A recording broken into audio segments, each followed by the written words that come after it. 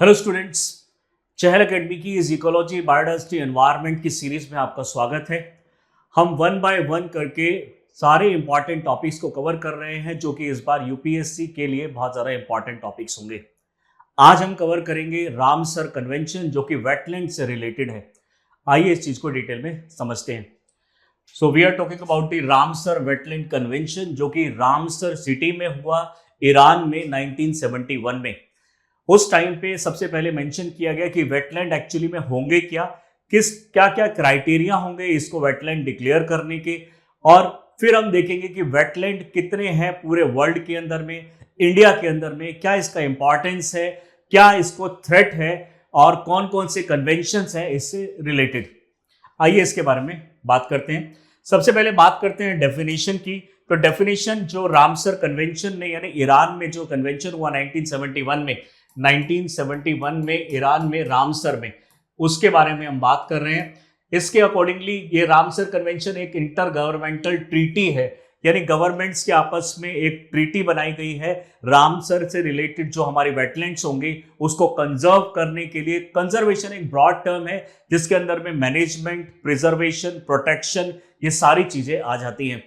यानी it is an inter governmental treaty on wetland. Define wetland को इन्होंने define किया है, एक ऐसे एरिया है जो कि एक मार्श हो सकते हैं यानी दलदल जैसा एरिया हो सकता है, फैंस हो सकते हैं, पीट लैंड हो सकते हैं। यानी जब देखा होगा आपने किसी लैंड के अंदर में बहुत टाइम से जब पानी पड़ा होता है तो हरी हरी घास वहां निकल आती है और घास के नीचे एक बहुत ही काले रंग का एक सॉइल बन जाती है, उसी को हम बोलते हैं पीट लैंड। वाटर से भरे हो सकते लैंड्स हैं ये नेचुरल हो सकते हैं, आर्टिफिशियल हो सकते हैं, यानी किसी रिजर्वायर का पार्ट हो सकता है जो कि नेचुरली नहीं बने हैं, आर्टिफिशियली डैम के आसपास बनाए गए हैं, या फिर ये नेचुरल भी हो सकते हैं, परमानेंट हो सकते हैं या टेम्परेरी हो सकते हैं। With water that is static या फ्लोइंग, फ्लोइंग भी वाटर हो सकता है, इसमें स्टैटिक वाटर भी हो सकता है, फ्रेश वाटर हो सकता है, ब्रैकिश हो सकता है, सॉल्टी वाटर हो सकता है, और ऐसे मैराइन वाटर एरिया जिसका जो डेप्थ है वो 6 मीटर से ज्यादा ना हो एट लो टाइड्स। यानी जब समुद्र में लो टाइड्स आती हैं उस टाइम पे इसकी जो डेप्थ है वो 6 मीटर से ज्यादा ना हो। यानी वेटलैंड के नाम से पता चलता है वेट लैंड, यानी ऐसी जमीन जो गीली हो चुकी है जहां पे बहुत ज्यादा वाटर है। लेकिन सारे ऐसे लैंड हमारे लिए इंपॉर्टेंट नहीं है, सिर्फ वही वेटलैंड्स इंपॉर्टेंट हैं जहां पे बायोडाइवर्सिटी एग्जिस्ट करती है, प्लांट एनिमल्स एग्जिस्ट करते हैं, एक्वेटिक लाइफ एग्जिस्ट करती है, जहां पे हम पेडी क्रॉप्स को ग्रो कर सकते हैं, मैंग्रोव फॉरेस्ट ग्रो करते हैं। ऐसे वेटलैंड हमारे लिए बहुत ज्यादा इंपॉर्टेंट हो जाते हैं क्योंकि दुनिया की सबसे ज्यादा बायोडाइवर्सिटी इन्हीं वेटलैंड्स में मिलती है और वेटलैंड को प्रोटेक्ट करना बहुत ज्यादा इंपॉर्टेंट है। तो शॉर्ट में अगर हम बात करें तो वेटलैंड एक ऐसे एरियाज है जहां बहुत ज्यादा बायोडाइवर्सिटी सपोर्ट की जाती है नेचुरली, और ऐसे एरियाज जो इकोलॉजिकल बैलेंस बना के चलते हैं आज उनको बहुत ज्यादा थ्रेट है, आज उनको बहुत ज्यादा एक तरीके से ये डर है कि वो खत्म हो सकते हैं। क्योंकि एक टाइम था जब पूरे वर्ल्ड के अंदर में 15.7% एरिया में वेटलैंड्स हुआ करते थे, आज हमारे पास सिर्फ 2.3% वर्ल्ड के टोटल लैंड एरिया में आज वेटलैंड्स है।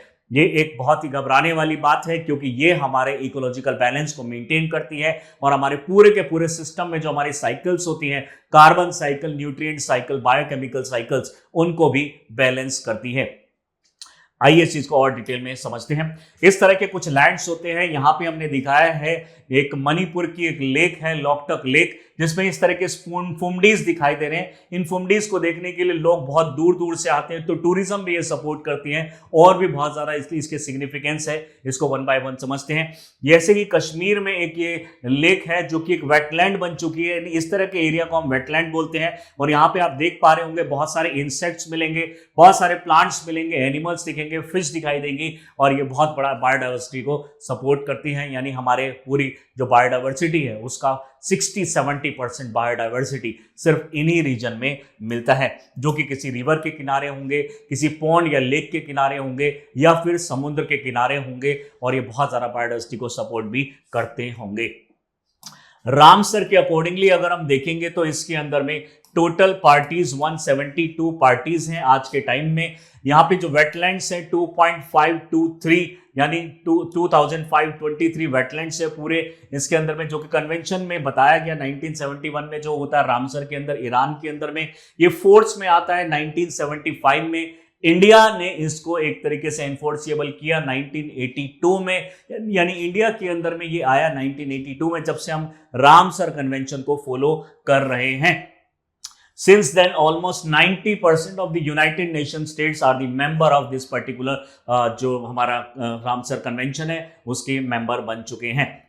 एरिया की अगर हम बात करें तो 257317367 हेक्टेयर लैंड को कवर करते हैं। इंडिया के स्टेटस की बात करें तो at present 85 wetland sites all over India. India इसका मेंबर बनता है 1982 में, और इंडिया के अंदर जो एरिया कवरेज है वो 135 या फिर 13,58,066 हेक्टेयर इसको बोल सकते हैं। बहुत बड़ा एरिया इंडिया ने इसको कवर किया है।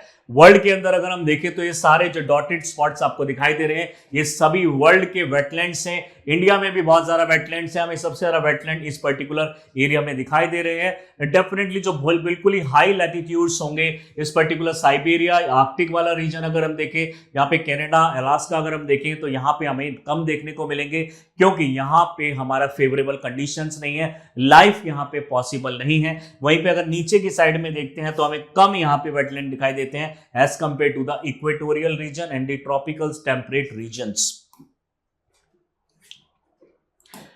बात करते हैं इसके सिग्निफिकेंस की। सबसे पहला इसका सिग्निफिकेंस फायदा है, वाटर क्वालिटी को मेंटेन करता है, क्योंकि जब ये किसी समुद्र, पोंड या लेक के आसपास होता है तो वहां पे जो गंदगी प्रेजेंट है, वहां पे जो हमारा वेस्ट या डर्ट प्रेजेंट है उसको एब्जॉर्ब कर लेते हैं यहाँ पे प्रेजेंट प्लांट्स एंड एनिमल्स। यानी जो इंपॉर्टेंट जो न्यूट्रिएंट्स और मिनरल्स प्रेजेंट होते हैं हमारे इस वेस्ट वाटर के अंदर में, उसको एब्जॉर्ब कर लेते हैं और वाटर को यानी एलिजिबल कर देते हैं ड्रिंकिंग के लिए, और उसको हम फर्दर फिल्टर करके उसको पी भी सकते हैं, और near by area without filter करके भी इसको पी सकते हैं। यानी इसके अंदर में जो एयर क्वालिटी है, जो वाटर क्वालिटी है वो इंप्रूव हो जाती है। फ्लड प्रोटेक्शन करने में बहुत ज्यादा हेल्प करते हैं, यानी जो वेव्स होती हैं, स्पेशली जो कोस्टल एरियाज में वेव्स होती हैं, उन वेव्स की जो टेंडेंसी है वो बहुत कम हो जाती है, वो वेव की जो लेंथ है वो बहुत कम हो जाती है, और फ्लड का इंपैक्ट बहुत कम पड़ता है। वाइल्ड लाइफ को बहुत ज्यादा तरीके से सपोर्ट करता है। यहाँ पे टेरेस्ट्रियल और एक्वेटिक प्लांट दोनों रह सकते हैं, एनिमल्स भी रहते हैं, फिश रहती है, एम्फीबियंस रहते हैं, वर्टिब्रेट्स रहते हैं, रेप्टाइल्स रहते हैं। तो ये लगभग 60 to 70% जो प्लांट्स और एनिमल की जो हमारी स्पीशीज है उनको भी एक तरीके से सपोर्ट करती है। क्लाइमेट चेंज को मिटिगेट करने में हेल्प करती है, यानी क्लाइमेट में जो इतने सारे चेंजेस हो रहे हैं उसके अंदर में इकोलॉजिकल बैलेंस बनाने में ये हेल्प करती है। फ्रेश वाटर सप्लाई करती है, जैसा कि मैंने बताया इस तरह के जो वेटलैंड्स होते हैं यहाँ पे सीपेज होगी पानी की, और जो ग्राउंड वाटर है उसको एक तरीके से रिप्लेनिश करती है। यानी जो स्टैंडिंग वाटर है ये ग्राउंड वाटर बनाता है, धीरे धीरे करके पानी फिल्टर होता चला जाता है, जब वो सॉइल से नीचे की तरफ जाएगा और वो नीचे फिल्टर फ्रेश वाटर के फॉर्म में ग्राउंड वाटर भी बना लेता है। उदाहरण के तौर पे केरला में अगर हम इस तरह का नज़ारा देख पाते हैं तो ये सारा एक वेटलैंड का ही पार्ट है जो कि बैक वाटर भी कहलाता है। यानी जो इंडिया का स्पेशली जो केरला वाला अलाफूजा, कुट्टीनड़ और ये वाले जो रीजन है, कुट्टनड़ वाले रीजन है, ये वाले रीजन लोएस्ट रीजन माने जाते हैं इंडिया के, इसलिए वजह से जो समुद्र का पानी इस पर्टिकुलर रीजन में एंटर कर जाता है। यानी अगर ये हम सपोज कीजिए इंडिया को अगर हम मानते हैं, दिस इज सपोज इंडिया, तो केरला के ये वेम्बनाड लेक में यहाँ समुद्र का पानी घुस जाता है, जिसकी वजह से उसके बाद वापस से नहीं जा पाता, जिसकी वजह से इसको हम बैक वाटर बोलते हैं। और यहाँ पे एक बहुत बड़ी बायोडायवर्सिटी को भी सपोर्ट किया जाता है बाय दीज वेटलैंड्स। बात करते हैं बिल्डिंग के लिए, और फूड मिल जाता है। फूड जो हमारे ग्रेजिंग एनिमल्स हैं उनके लिए फूड की अवेलेबिलिटी हो जाती है। हमारे जो कंस्ट्रक्शन वर्क के लिए, इंफ्रास्ट्रक्चर वर्क के लिए जो हमारे कंस्ट्रक्शन का मटेरियल चाहिए होता है, कंक्रीट वगैरह, वो सब यहाँ पे मिल जाती है। ग्राउंड वाटर रिचार्ज हो जाता है, जैसे मैंने बताया सीपेज परकोलेशन होने की वजह से अंदर का पानी रिचार्ज हो जाता है। शोर लाइन जो कोस्ट लाइन्स होती है उनको स्टेबलाइज करने में recreational opportunities, wetland provide opportunity for the recreation, यानी जहां पे लाइफ एग्जिस्ट नहीं करती धीरे धीरे वहां लाइफ आ जाती है। वहां पे जो हमारे सक्सेशन है, इकोलॉजिकल सक्सेशन, उसको भी सपोर्ट करता है। एजुकेशन के लिए बहुत ज्यादा इंपॉर्टेंट होते हैं। यहाँ पे जो छोटे बच्चे हैं और जो रिसर्च है वो की जा सकती है। रिसर्च बच्चों के लिए यहाँ पे एक एजुकेशनल इंस्टीट्यूट सेटअप किए जाते हैं ताकि वो एनवायरमेंट के बारे में डिटेल में समझ सके। टूरिज्म को बहुत ज्यादा सपोर्ट करता है। उदाहरण के तौर पे चिलिका लेक एक वेटलैंड का भी पार्ट है, और चिलिका लेक को देखने के लिए दूर से लोग आते हैं, बाहर कंट्री से भी लोग आते हैं, तो टूरिज्म सपोर्ट करता है, इकोनॉमिक वैल्यूज यहां से जनरेट होती हैं। बात करें क्या क्राइटेरिया है, क्या किसी भी वाटर के लैंड को यानी वेटलैंड को हम रामसर वेटलैंड बोल सकते हैं? जी नहीं। रामसर वेटलैंड में आने के लिए टोटल 9 क्राइटेरिया है। इनमें से कोई भी अगर एक क्राइटेरिया फॉलो होता है तो वो एलिजिबल हो जाता है रामसर के अंदर आने के लिए। आज इंडिया के अंदर में 85 वेटलैंड्स है, तो इनमें से कोई ना कोई जो क्वालिफिकेशन है उसको एक तरीके से एलिजिबिलिटी मिलती है, यानी वो क्राइटेरिया हम फुलफिल करते हैं। अगर हम बात करें सबसे पहले जो क्राइटेरिया है, ग्रुप ए क्राइटेरिया है जिसमें रेयर और जो हमारे यूनिक वेटलैंड टाइप्स होते हैं, इसके अंदर में क्राइटेरिया 1 है कि ऐसे एरिया को हम वेटलैंड और इंटरनेशनली इंपॉर्टेंट मानेंगे जहां पे रेयर और यूनिक स्पीशीज हमें दिखती है। नेचुरल और नियर नेचुरल जो वेटलैंड्स है वहां पे हमें दिखते हैं within the appropriate biogeographical region, यहाँ पे यानी वहां पे लाइफ भी होनी चाहिए और नेचुरली एक तरीके से उसका सिग्निफिकेंस कुछ ना कुछ होना चाहिए। क्राइटेरिया जो ग्रुप बी में आता है, इंटरनेशनल इंपॉर्टेंस और कंजर्वेशन ऑफ यानी CBD कंजर्वेशन ऑफ बायोडाइवर्सिटी, इसके बेसिस पे स्पीशीज और इकोलॉजिकल कम्युनिटी के बेसिस पे देखा जाता है। यहाँ पे 3 क्राइटेरिया है। क्राइटेरिया 2 है यानी इसके अंदर में इसको कंसीडर किया जाएगा रामसर कन्वेंशन की वेटलैंड जब भी इसके अंदर में वल्नरेबल, एंडेंजर्ड और क्रिटिकली एंडेंजर्ड स्पीशीज या थ्रेटन्ड स्पीशीज एग्जिस्ट करती होंगी। यानी किसी वेटलैंड को पैसा उस पर तभी खर्च किया जाएगा जब वहां पे कंसीडरेबल अमाउंट की बायोडाइवर्सिटी हो। अगर किसी वेटलैंड यानी किसी खाली जगह पे किसी मिट्टी में पानी भर जाए और वेटलैंड बन जाए तो उसको प्रोटेक्ट करने की जरूरत नहीं है, हमें प्रोटेक्ट करना है बायोडाइवर्सिटी को मेनली। थर्ड क्राइटेरिया है इसके अंदर में, अगर ये सपोर्ट करता है ऐसे प्लांट और एनिमल को जो मेंटेन करते हैं बायोलॉजिकल डाइवर्सिटी, यानी यहाँ पे कोई कोरल रीफ्स एग्जिस्ट करती है या फिर कोई मैंग्रोव एग्जिस्ट करता है जो कि एक फाउंडेशन स्पीशीज है और दूसरी स्पीशीज के सर्वाइवल के लिए बहुत ज्यादा इंपॉर्टेंट हो जाते हैं। क्राइटेरिया 4 की अगर हम बात करें तो ऐसे प्लांट और animal species at their critical stage in their life cycle और provide refuge during the adverse condition, यानी ऐसे प्लांट और एनिमल जो एक खतरे में है, क्रिटिकल कंडीशन में है, अगर इनको यहां से हटा दिया गया यानी यहां पे हमने एग्रीकल्चर स्टार्ट कर दिया या फिर इंफ्रास्ट्रक्चर डेवलप कर दिया तो डेफिनेटली ये जो स्पीशीज है एक्सटिंक्ट हो सकती है, खतरे में आ सकती है। और अगर दुनिया में कोई भी स्पीशीज एक्सटिंक्ट होती है तो उसका कहीं ना कहीं इंपैक्ट हमारे ऊपर यानी ह्यूमन लाइफ के ऊपर भी पड़ता है।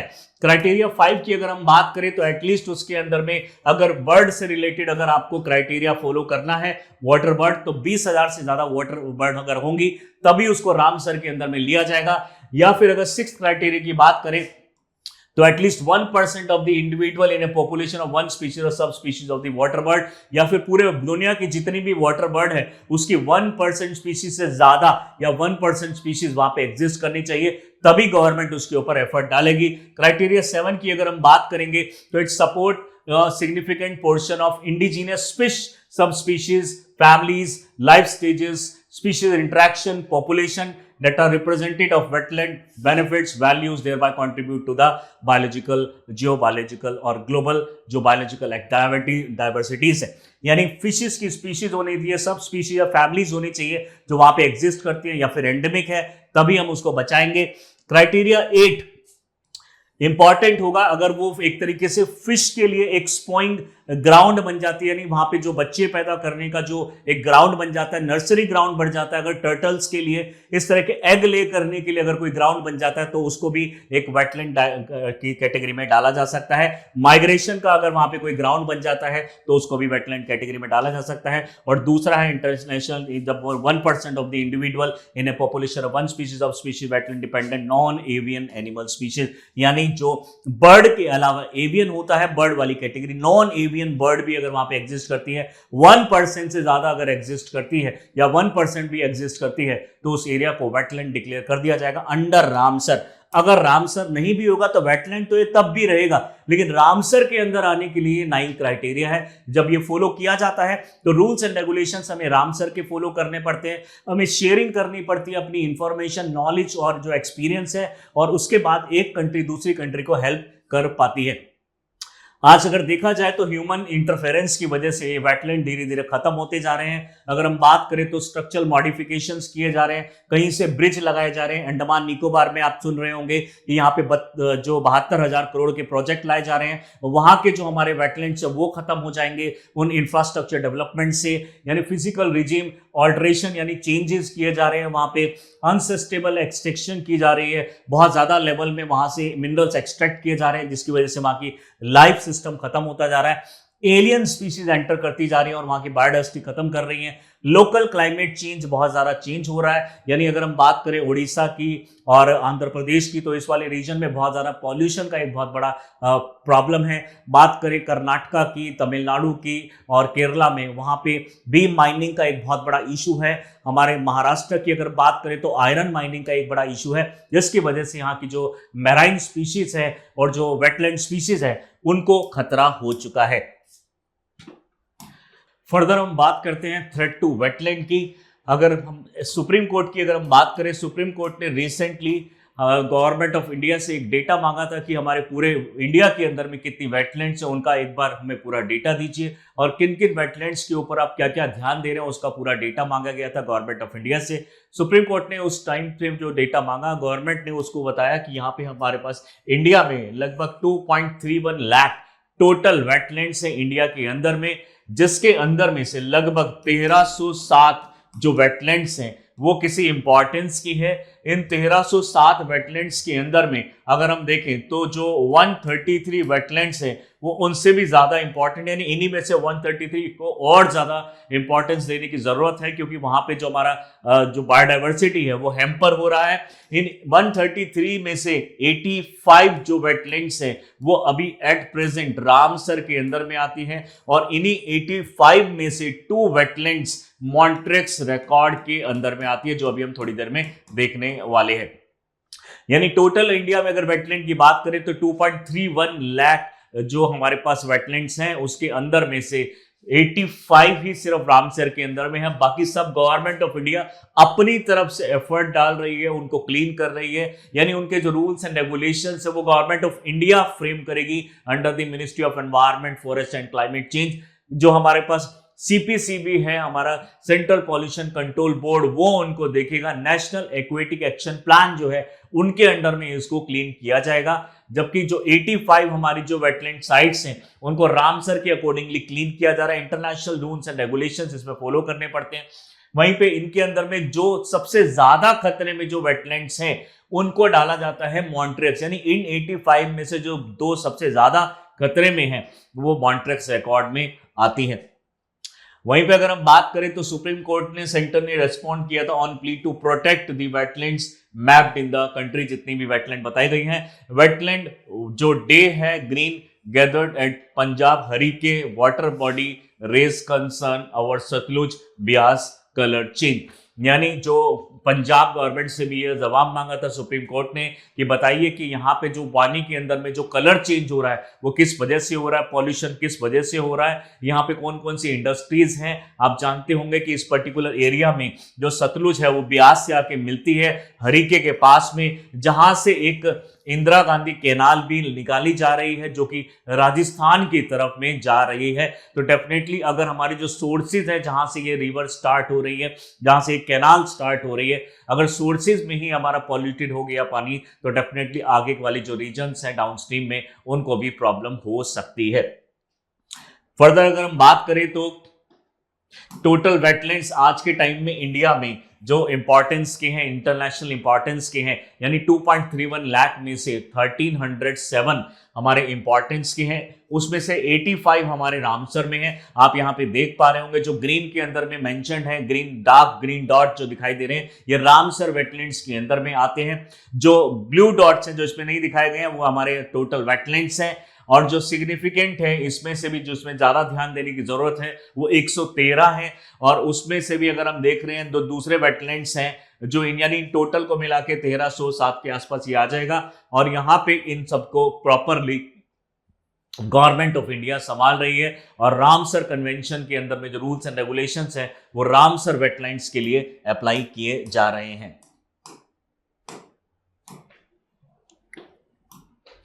बात करें पूरे डेटा की तो इंडिया में जहां जहां पे आप ये डॉट देख पा रहे हैं वहां सभी में हमारे वेटलैंड्स एग्जिस्ट करते हैं। देख पा रहे हैं आप लोग कि इस वाले रीजन्स में रामसर के अंदर में वेटलैंड्स ज्यादा हैं। वैसे अगर हम नॉर्मल वेटलैंड्स की बात करें तो सेंट्रल इंडिया में ज्यादा आती हैं, लेकिन रामसर वाली जो वेटलैंड्स हैं वो ज्यादातर हमारे नॉर्थ इंडिया में दिखाई दे रही है। हमें कुछ हिमाचल प्रदेश में, पंजाब में दिखाई दे रही है, जम्मू कश्मीर में दिखाई दे रही है, यहाँ पे हमें कुछ हरियाणा में दिखाई दे रही है, यूपी के अंदर में बहुत सारी वेटलैंड्स दिखाई दे रही है, इधर थोड़ा एमपी और थोड़ा गुजरात के साइड में, बाकी सारी हम ज्यादातर देख पा रहे हैं कि तमिलनाडु के साइड में बहुत ज्यादा वेटलैंड्स हैं। कुछ हमें जो वेस्ट बंगाल है और जो बिहार है, जो हमारा छत्तीसगढ़ है, इन वाले रीजन्स में दिखाई दे रही है। ओडिशा में हमें वेटलैंड्स दिखाई दे रही हैं। इंडिया में जो सबसे पहले वेटलैंड एक तरीके से इसके अंदर में आई थी वो चिलिका लेक थी, और चिलिका लेक जो है वो एक तरीके से बहुत ज़्यादा पॉल्यूटेड हो गई थी। उसको पहले मॉन्ट्रेक्स रिकॉर्ड में डाल दिया गया था, रामसर के साथ साथ उसको मॉन्ट्रेक्स रिकॉर्ड में डाल दिया गया था, लेकिन वहां से अब इसको फिलहाल हटा लिया गया है। ये हमारी पूरी लिस्ट है, आपको ये वेबसाइट पे इजीली मिल जाएगी। आपको जरूरी है यूपीएससी के पेपर के लिए कि हमारी ये पूरी 85 जो वेटलैंड साइट है, और जब तक आपका पेपर होगा कुछ वेटलैंड्स को और ऐड कर दिया जाएगा, क्योंकि अभी इंटरनली खबर मिल रही है कि कुछ और वेटलैंड्स को इसमें ऐड किया जाएगा। तो जितनी भी हमारी वेटलैंड्स आपके एग्जाम से पहले हो जाएंगी, आपको ये लर्न करना पड़ेगा। इसमें कुछ इंपॉर्टेंट हमें चीजें देखनी होती है, जैसे वेटलैंड जहां पे एग्जिस्ट करती है वो स्टेट तो आपको याद करना रखना ही है, प्लस में वहां से कोई रिवर तो नहीं बहती है, वहां पे कोई नेशनल पार्क या वाइल्ड लाइफ सेंचुरी तो नहीं है, ये भी आपको याद करना पड़ेगा। पास्ट में हमने देखा है कि इस तरह के क्वेश्चन यूपीएससी ने बहुत ज्यादा पूछे हैं, स्पेशली प्री की अगर हम बात करें। रिसेंटली 2024 के अंदर में 3 वेटलैंड्स को और ऐड किया गया है। एक है नंजरायन बर्ड सेंचुरी जो कि हमारे तमिलनाडु में है, दूसरा है तावा रिजर्वायर जो कि हमारे मध्य प्रदेश के अंदर में आता है, तीसरा है कजवेली जो बर्ड सेंचुरी है, ये हमारी फिर दोबारा से आ जाती है हमारे तमिलनाडु के अंदर में। यानी 2 वेटलैंड तमिलनाडु के अंदर में और 1 वेटलैंड एमपी के अंदर में अभी रिसेंटली ऐड की गई है। ज्यादातर देखा गया है कि जो रिसेंटली एडेड जो हमारी वेटलैंड्स होंगी, यानी जो अभी जो फिलहाल जो लास्ट हमारी 15-20 जो वेटलैंड्स हैं उन पे क्वेश्चन आने के ज्यादा चांसेस होते हैं, या फिर जो बहुत ज्यादा इंपॉर्टेंट है उनके आने के चांसेस थोड़ा ज्यादा होते हैं हमारे यूपीएससी के एग्जाम में। यानी अगर हम यहाँ पे देख रहे हैं तो जो हमें बहुत पुरानी वेटलैंड्स अगर दिखाई दे रही है तो 1990 के आसपास की दिखाई दे रही है। जैसे आप लॉकटक लेक की अगर हम बात करें, वहीं पे 1981 में चिलिका लेक इसमें ऐड की गई थी। यानी इस जो सबसे ओल्डेस्ट की कैटेगरी में आती है चिलिका लेक, और उसके बाद में ये धीरे धीरे करके बढ़ती चली गई, और आज हमारे इंडिया के अंदर में 85 वेटलैंड्स हैं जो कि रामसर में आती है। वैसे तो 1307 वेटलैंड्स हैं, लेकिन 85 रामसर के अंडर में कंसीडर की जाती है। इंडिया साउथ एशिया के अंदर में सबसे ज्यादा बड़ा नेटवर्क है, यानी सबसे ज्यादा रामसर साइट्स किसी कंट्री में अगर हैं साउथ एशिया में तो वो है इंडिया। इंडिया में 15.98 मिलियन हेक्टेयर का एरिया हम कवर करते हैं, जो कि हमारे ज्योग्राफिकल एरिया का 4.86% होगा। ये सारी लोकेशन से हमारी स्पेशली जो वेटलैंड्स कंसीडर की गई हैं। बात करें कंजर्वेशन की तो time to time government of India plan लाती रही है।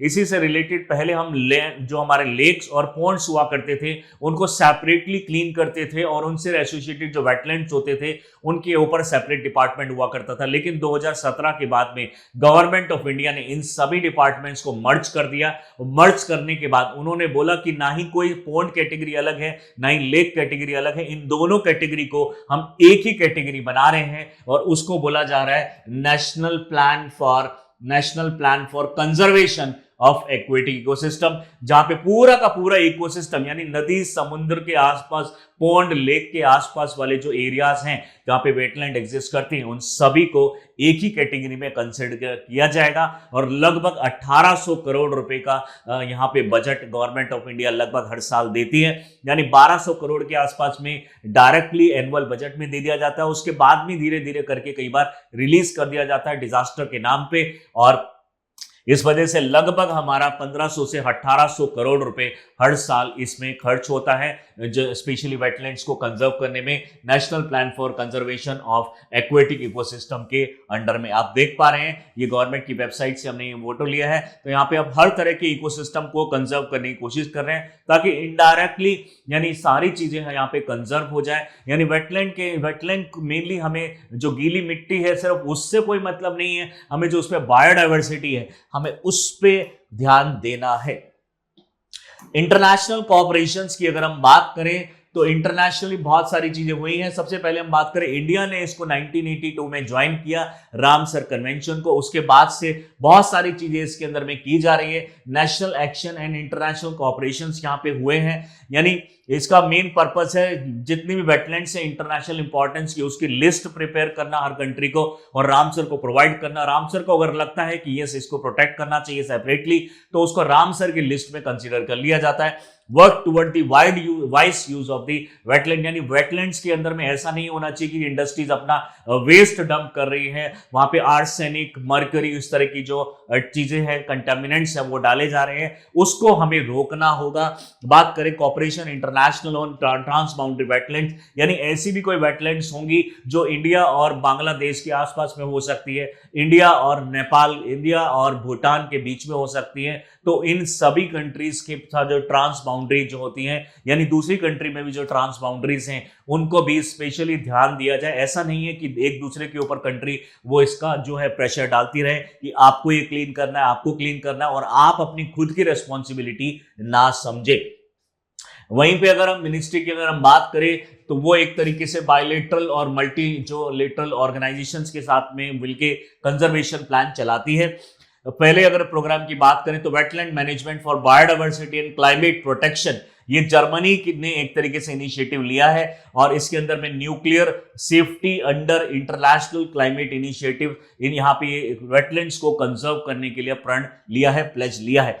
सेकंड अगर हम बात करें, integrated management of wetland biodiversity and ecosystem services with support of global environment facility, यानी एक और ग्रुप बनाया गया है, integrated management of wetland biodiversity and ecosystem services, जो कि ग्लोबल एनवायरनमेंट फैसिलिटी, जिसको माना जाता है कि एनवायरनमेंट की जो हमारी ये फील्ड है, इसके अंदर में सबसे बड़ा जो फंड है तो वो है ग्लोबल एनवायरनमेंट फैसिलिटी, जिसके अंदर में United nation framework convention on climate change, conservation on biodiversity, convention on biodiversity, Minamata convention, Stockholm convention on persistent organic pollutant, इस तरह के जो हमारे ग्रुप्स हैं वो सभी इसके अंडर में आते हैं। यानी यहाँ पे united nation framework convention on climate change, convention on biodiversity, united nation convention to combat desertification, यहाँ पे Stockholm convention to prevent from the POP, persistent organic pollutant, ऐसे पॉल्यूटेंट यूपीएससी ने भी कुछ टाइम पहले पूछा था कि पीओपी एक्चुअली में क्या है, ऐसे पॉल्यूटेंट जो धीरे धीरे करके हमारी बॉडी में जा रहे हैं और कार्सिनोजेनिक होने की वजह से कैंसर भी कॉज कर रहे हैं, यानी कार्सिनोजेनिक जो एजेंट्स हैं उनको प्रोटेक्ट करने के लिए, उनसे प्रोटेक्ट करने के लिए, यानी ह्यूमंस को प्रोटेक्ट करने के लिए यहाँ पे ये कन्वेंशन लाया गया था स्टॉकहोम के अंदर में। यहाँ पे यूएनसीसीडी, सीबीडी, ये सभी आते हैं ग्लोबल एनवायरनमेंट फैसिलिटी के अंदर में, सबसे बड़ा फंड माना जाता है, उसी के अंदर में ये प्रोग्राम को चलाया जा रहा है। और इस तरीके से हर कंट्री अपने अपने लेवल पे काम कर रही है, इंटरनेशनली भी वो काम कर रही है और सपोर्ट सिस्टम प्रोवाइड कर रही है। बात करते हैं मॉन्ट्रिक्स रिकॉर्ड की, यानी रामसर के अंदर ही कुछ ऐसी अगर वेटलैंड्स हैं जो बहुत ही फास्ट रेट से पास्ट में डिग्रेड हुई हैं, या फिर अभी प्रेजेंट में हो रही हैं, या फिर are likely to occur in the future, या फिर फ्यूचर में होने के चांसेस है। यानी गवर्नमेंट को कोई प्लान आया, वहां पे इंफ्रास्ट्रक्चर सेटअप करना चाहते हैं, वहां पे कुछ रिजर्वायर कुछ बनाना चाहते हैं, तो ऐसे एरिया में वहां पे प्रोटेक्शन प्रोवाइड करने के लिए मॉन्ट्रिक्स रिकॉर्ड में उस वेटलैंड को डाल दिया जाता है। तो मॉन्ट्रिक्स रिकॉर्ड का मतलब है एक रजिस्टर है वेटलैंड साइट्स का on the list of wetlands of international importance where changes in the ecological characters have occurred, या तो हो चुके हैं या फिर हो रहे हैं, आर अकरिंग और are likely to occur in the future as a result of the technological development, pollution, human interference. It is maintained as a part of the Ramsar list. Ramsar list में ही इसको consider किया जाएगा। 1990 में इसको बनाया गया था। टोटल इसके अंदर आज के टाइम पे 48 वेटलैंड्स है, जो कि रामसर की भी वेटलैंड्स है, उसके अंदर में से तो जो कुछ हजार हमारे जो वेटलैंड साइट्स हैं रामसर के अंदर में, उसके अंदर में से 48 ऐसी वेटलैंड्स जो बहुत फास्ट रेट से डिग्रेड हो रही हैं, उनको अलग से एक रिकॉर्ड में डाल दिया गया है जिसको हम बोलते हैं मॉन्ट्रिक्स रिकॉर्ड। इंडिया में से इस 48 में से 2 वेटलैंड साइट्स हैं, इंपॉर्टेंट है हमारे यूपीएससी एग्जाम के लिए। किलाडियो नेशनल पार्क जो कि राजस्थान के अंदर है, और दूसरा है लोकटक लेक का वेटलैंड जो कि हमारे मणिपुर के अंदर में है।